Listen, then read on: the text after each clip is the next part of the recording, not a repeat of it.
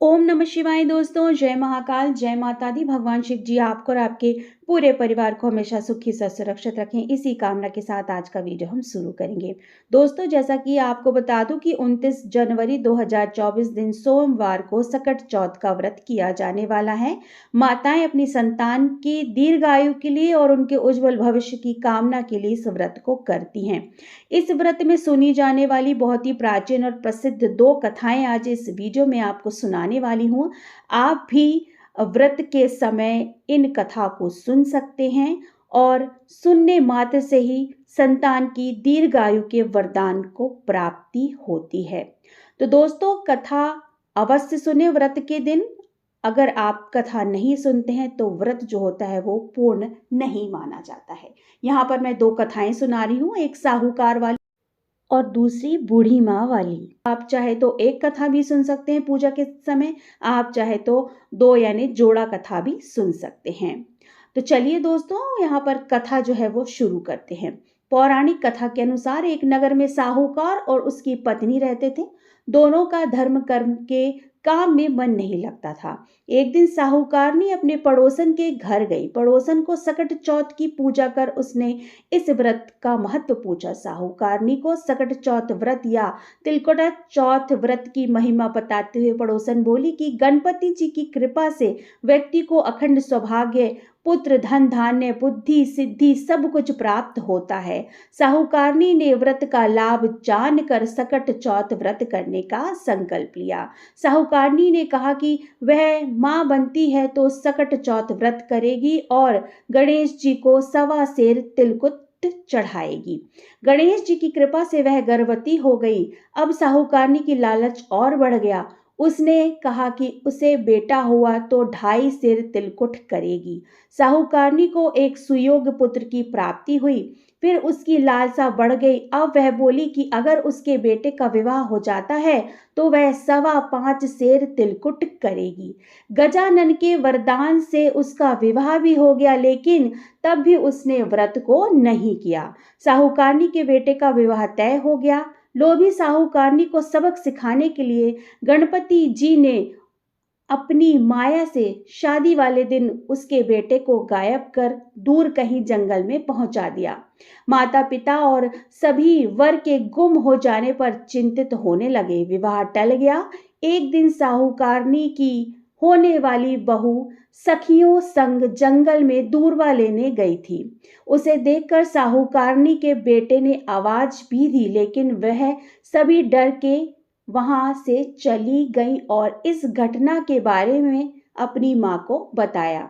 गांव वालों और साहूकारनी के समधियों ने वहां जाकर देखा तो उनका दामाद घने जंगल में एक पेड़ पर बैठा था।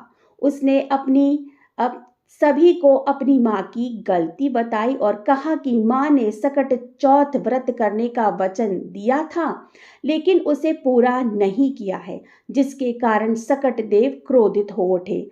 साहूकारनी को जब यह बात पता चली तो उससे अपनी गलती का एहसास हुआ और गणपति जी से क्षमा याचना कर सकट चौथ का व्रत और तिलकुट किया।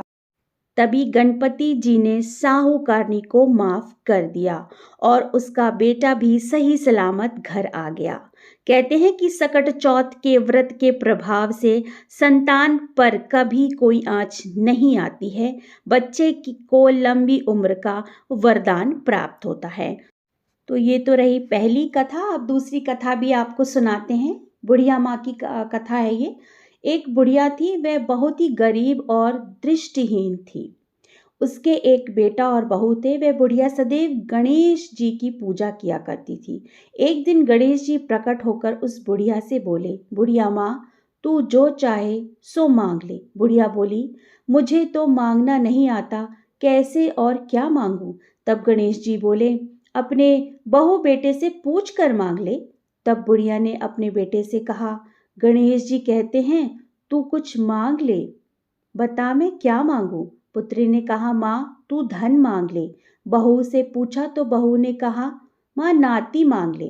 तब बुढ़िया ने सोचा कि ये तो अपने अपने मतलब की बात कह रहे हैं। अतः उस बुढ़िया ने पड़ोसियों से पूछा तो उन्होंने कहा, बुढ़िया तू थोड़े दिन जिएगी क्यों तू धन मांगे और क्यों तू नाती मांगे, तू तो अपनी आंखों की रोशनी मांग ले, जिससे तेरी जिंदगी आराम से कट जाए। इस पर बुढ़िया बोली, यदि आप प्रसन्न हैं तो मुझे 9 करोड़ की माया दे, निरोगी काया दे, अमर सुहाग दे, आंखों की रोशनी दे, नाती दे, पोता दे और सब परिवार को सुख दें और अंत में मोक्ष दें। यह सुनकर तब गणेश जी बोले, बुढ़िया माँ, तुमने तो हमें ठग लिया, फिर भी जो तूने मांगा है वचन के अनुसार सब तुझे मिलेगा। और यह कहकर गणेश जी अंतर्ध्यान हो गए।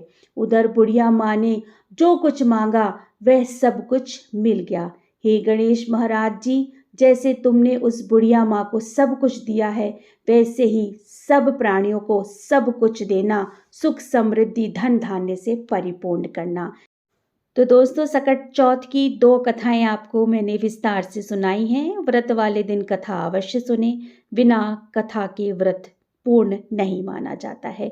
आशा करती हूँ आपको वीडियो पसंद आया होगा। वीडियो पसंद आया तो लाइक कर दीजिएगा और चैनल को ज़रूर से सब्सक्राइब कर दीजिएगा। आपके सपोर्ट की बहुत ज़रूरत होती है, तो प्लीज़ अपना सपोर्ट बनाए रहिएगा, चैनल को सब्सक्राइब कर दीजिएगा।